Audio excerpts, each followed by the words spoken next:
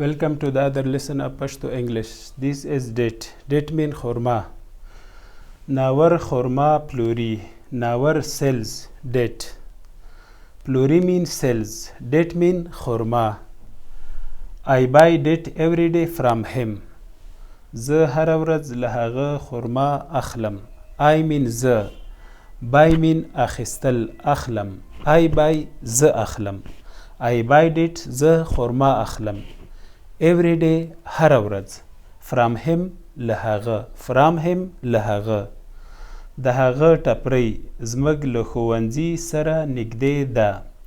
His stall is near our school. His stall د هغه ټپری. د هغه ټپری mean his stall. Stall mean ټپری.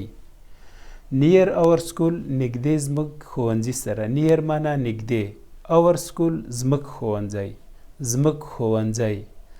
زموږ ښوونځی mean our school. زموږ our school ښوونځی. ناور خرما پلوري. Nawar is name of a boy. Nawar sells date. Nawar خرما پلوري. Nawar sells date. خرما پلوري mean sells date.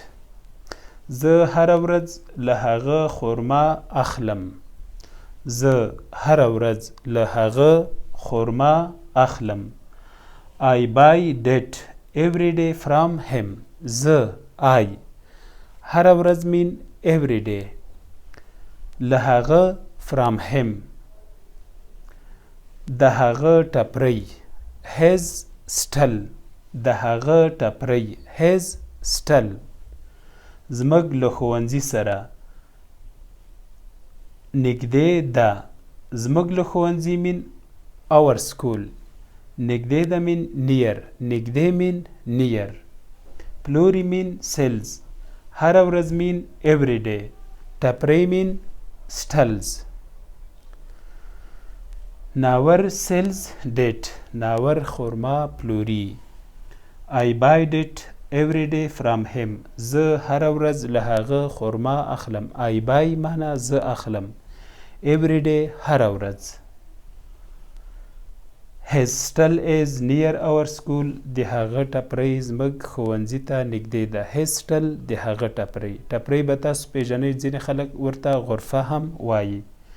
Our school معنا زموږ ښوونځی. These are two extra words.